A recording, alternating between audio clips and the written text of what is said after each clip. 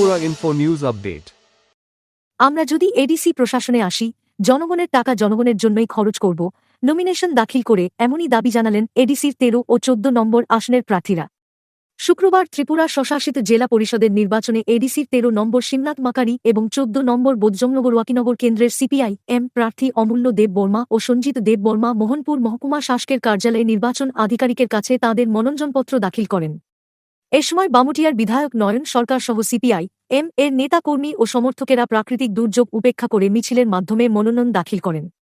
সংবাদ মাধ্যমের মুখোমুখি হয়ে প্রার্থীরা বলেন, এডিসি নির্বাচনে তাঁদের জয় নিশ্চিত, কারণ মানুষ শান্তি চায় এবং জনগণের অর্থ জনগণের কল্যাণে ব্যয় হোক, এই প্রত্যাশাই সাধারণ মানুষের।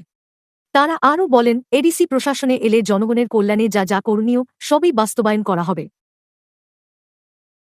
আমরা সিপিএম পার্টির প্রার্থী হিসাবে আমি 14 নং বোধজমনগর ওয়াকিনগর কেন্দ্র থেকে মনোনয়ন পত্র আমি সাবমিট করেছি। আমি আসলে এডিসি নির্বাচন উপলক্ষে আমাদের এডিসি এলাকার যে বর্তমান যে মথা যে চরম দুর্নীতি ফজল কুশল এর বিরুদ্ধে এবার মানুষ কিন্তু জবাব দেবে, কারণ এদেশে উন্নয়ন বলতে কিছু নেই, শুধু দুর্নীতি আর দুর্নীতি।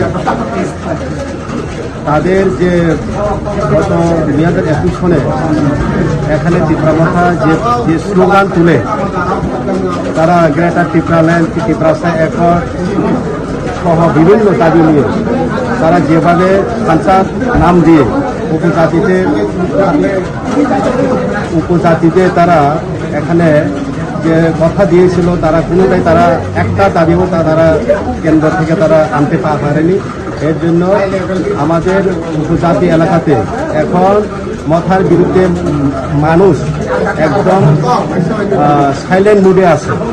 হ্যাঁ, মথা আগের মতো জোশ এখন তারা এই জোশ হারিয়ে ফেলেছে।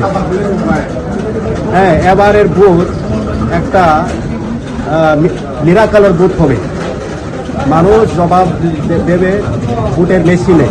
যদি মানুষ সুষ্ঠুভাবে এবার ইলেকশনে যদি ভোট দিতে পারে, তবে আমার 14 নং বোধজমনগর ওয়াকিনগর কেন্দ্র সহ সারা রাজ্যের 28টি কেন্দ্রেই বামফ্রন্ট প্রার্থীদের জয় 100% নিশ্চিন্ত।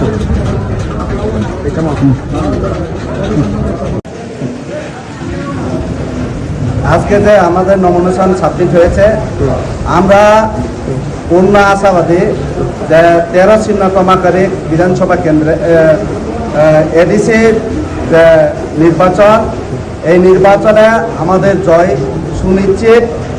আমরা জানি যে জনগণ আমাদের সাথে আছে। আজকে আমাদের যে এত প্রাকৃতিক দুর্যোগের মধ্যেও এত উৎসাহ উদ্দীপনা নিয়ে আমাদের এখানে মিছিলে এসেছে এবং মানুষ চাইছে শান্তির মাধ্যমে যাতে আমরা বাঁচতে পারে এবং জনগণের টাকা সঠিকভাবে যাতে ব্যয় করতে পারে, জনগণের টাকা জনগণের কাছে পৌঁছানোর জন্য আমাদের পার্টি বদ্ধপরিকর। আমরা যদি সরকারে আছি, এডিসি প্রশাসনে আছি, আমাদের জনগণের যা টাকা আমরা জনগণের জন্য খরচ করব, জনগণের কল্যাণে যা যা করার প্রয়োজন সেটা আমরা করব। আপনারা দেখেছেন এই 5 বছরে কি রাজ্য সরকার কি এডিসি প্রশাসন দুর্নীতিতে একবারে চূড়ান্ত পর্যায়ে চলে গেছে। এই উন্নয়নের যা টাকা সব যারা এমডিসি ইএম তারাই লুটে পুটে খাচ্ছে। কাজেই এই সরকার এই প্রশাসন জনগণের জন্য নয়, ওরা জনগণের জন্য কাজ করে না, ওরা দফার নামে সাধারণ জনগণের যে উন্নয়নের খাতে টাকা তারা আত্মসাৎ করে নেয়। কাজেই আমরা বলবো যে আমাদের যে পার্টি সিপিআইএম এর আমাদের যাতে এই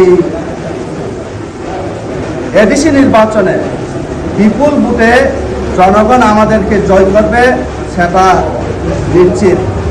আর একদিকে যদি বলতে যাই, আমরা দেখেছি যে দেশের চাওয়ালা দেশ বিক্রি করে দিয়েছে।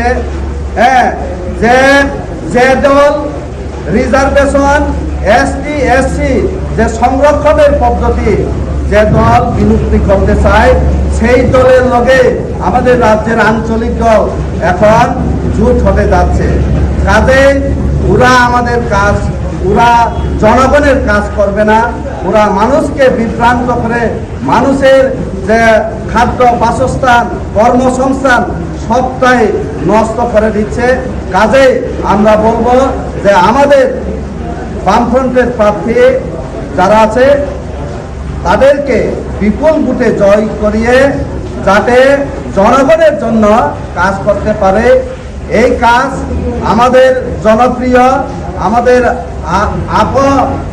জনতা আমাদেরকে রায় দিবেন, এই বিশ্বাস রেখে আপনাদের সাথে কথা বলা শেষ করছি। নমস্কার। 13 সিন্না তমাকারকে আপনার ক্যান্ডিডেট হয়েছে, আজকে যে নমিনেশন দাখিল করা হয়েছে এই বিষয়টা কি বলবেন জনগণকে?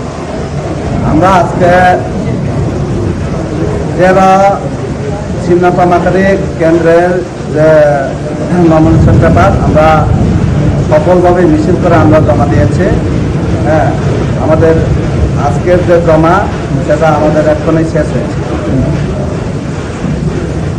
Subscribe to Tripura Info and press the bell icon so that you never miss any latest updates and news on Tripura.